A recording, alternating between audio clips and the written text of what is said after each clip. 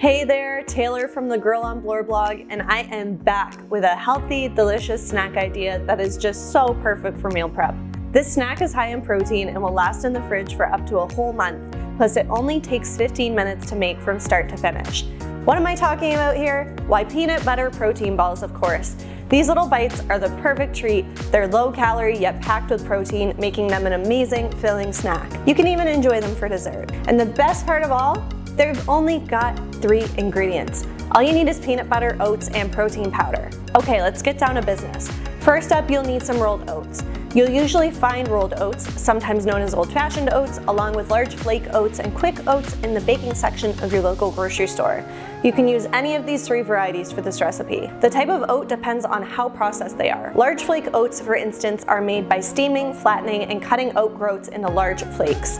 Quick oats are even more processed than this, so they cook super quickly. Because we aren't cooking the oats, it doesn't matter which ones you choose here. Unfortunately, you will not be able to use steel-cut oats as they have not been flattened as you are used to seeing with other types of oats. We are going to be blending the oats into a flour, so you want to make sure that you are choosing either rolled, large flake, or quick oats for this recipe. So once you've made your decision on which oats to go with, measure out 2 cups and then add them to a blender or food processor. A little magic bullet would work perfectly here as well. It's so easy to just add them and pulse into a flour. If you're looking to skip this step, you can actually buy oat flour at your local grocery store. It will usually be in with all the other non-wheat flours such as almond flour, coconut flour, etc. Oat flour is a great gluten-free alternative, and it's a healthy whole grain flour that packs in some extra nutrition to these protein bites. You'll usually find oat flour made by Bob's Red Mill, Only Oaks, and Oat Box alongside others. However, oat flour is pretty expensive. The last time I looked, it was like $8 for a little bag, and I'm all for saving time on meal prep, but I just think that it's worth it to make your own oat flour at home, especially if it's something that you won't really use that often. A bag of oats is like $3 or $4, and then you can use oats for other recipes, so it's better to just buy the oats. But if you use oat flour a lot and you know you're more likely to stick to meal prep when it's made easy for you, then go ahead and treat yourself and buy that oat flour pre-made. You're worth it. Okay, so once you've blended your oats into a flour-like consistency, now it's time to mix with the other ingredients. You should have about 2 cups of oat flour at this point. Typically, the same amount of oats will end up being the same in terms of the flour it provides.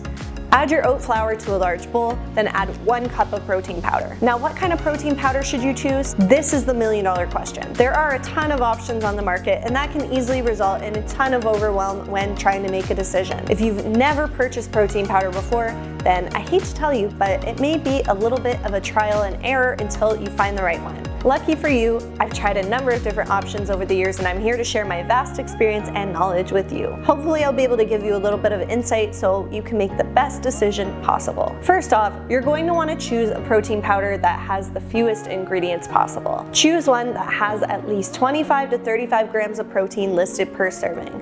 Mine has 35 grams of protein. That may sound like a lot, but that ensures that you're getting protein as the prime nutritional value and not just a bunch of filler ingredients. You also want to make sure that it's low carb, so 5 grams of carbs or less per serving, and no added sugars or artificial sweeteners either. Finally, you'll always want to see protein isolate on the label. That means it contains more than 90% protein. Again, no filler ingredients. Now, me personally, I use a whey protein isolate, which is milk protein. Most whey proteins are suitable for vegetarians, but it's obviously not vegan, so may not work for you. Whey protein might also upset your stomach a tiny bit, especially if you have a sensitivity to lactose or dairy. I seem to be one of those lucky people who have an iron stomach and can handle my dairy, but I don't really have a lot of it either, just some Greek yogurt a few times a week and a small amount of regular dairy milk in my coffee. Not to brag, but I am a healthy food blogger, so I mostly practice what I preach. You won't find me shoveling down an entire tub of ice cream by myself. And no, I don't mean to sound judgy at all. I am just not a dessert person. Cheese, on the other hand, okay, back to business. So whey protein powder. If you get the feeling that it won't jive with your stomach, or you're looking for a strictly plant-based protein powder, then you do have options. Pea protein, soy protein, hemp or rice protein are all great alternatives. The protein count may not be as high, so keep that in mind when you're reading labels. you might be looking at closer to 25 grams of protein for plant-based powders. If you're really not sure which type of protein powder is best for you, then you can try to find little samples of different brands online. I've seen smaller packet sizes on sale for about $4 or $5, so that's a great way to test some out before committing to a giant $50 jug of it. Try Googling protein powder sample or trial size, and that should get you some options. I've linked to a sample protein powder below this video to help you get started, and I've also linked to the protein powder that I use, which is Kaizen Naturals. Okay, now that you have the lowdown on protein powder, you're going to add 1.5 cups of peanut butter. I'm sure I don't have to tell you that there are many options out there on the market for peanut butter, so I'm just going to keep things real simple here. If you're watching this video, then you are probably already a peanut butter fan and already have your favorite brand. So just go with what you love. Whether you love creamy or crunchy, whether you're a fan of Jif or consider yourself a Skippy girl, go with what you love. Now, for those of you out there who are nut-free, you can also feel free to use tahini, which is sesame seed based, or you can use sunflower butter, which is probably the closest thing to peanut butter that is nut-free. Honestly, I've become obsessed with the Sun Butter brand ever since a friend introduced me to it. She's always telling me to make nut-free alternatives to stuff, and I usually comply since I rely on my friends to help me eat the leftovers from all the shoots I do. So yeah, Sun Butter. Get on the nut-free train, it's life-changing. Now that I've taken a few minutes to go over this very simple ingredient list to stretch my YouTube video out to the 5-minute mark, this is where we will finally mix everything together until completely combined. So 2 cups of oat flour, 1 cup of protein powder, and 1.5 cups of peanut butter. Mix it all together. I've linked to this recipe below in case you forget the ingredient amounts. Mix everything together, then form into about 24 even-sized balls. You can use a regular spoon or a cookie dough scoop to make the balls, then you'll roll them with your hands.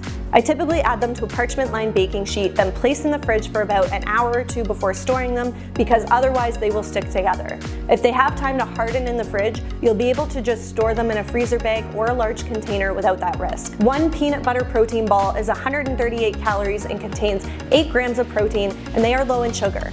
The only sugars come from the peanut butter itself, so they really are a delicious, healthy snack. You can even freeze them. Do the same thing I suggested in terms of refrigerating them first so they don't stick together, and then you can store them in the fridge for up to 1 month. If you aren't going to be able to eat them up after the 1 month mark, then freeze them for up to 3 months and just take one out to enjoy whenever your heart desires. If frozen, they should take about 15 to 20 minutes tops to defrost at room temperature, or you can zap one in the microwave for 10 to 20 seconds to enjoy right away. Okay, now that you know how to make these peanut butter bites, you'll want to make them all the time. Just 15 minutes stands in the way of you and a delicious snack that you can meal prep out for an entire month. You just have no excuse not to try them. I've linked to the full recipe on my blog below this video, and I've also linked to some other healthy meal prep snack ideas in case you need some more inspiration there. Thanks so much for tuning into this video. If you loved my weekly dose of sass, be sure to subscribe to my YouTube channel for more healthy recipes and witty comments, and I'll see you in the next video.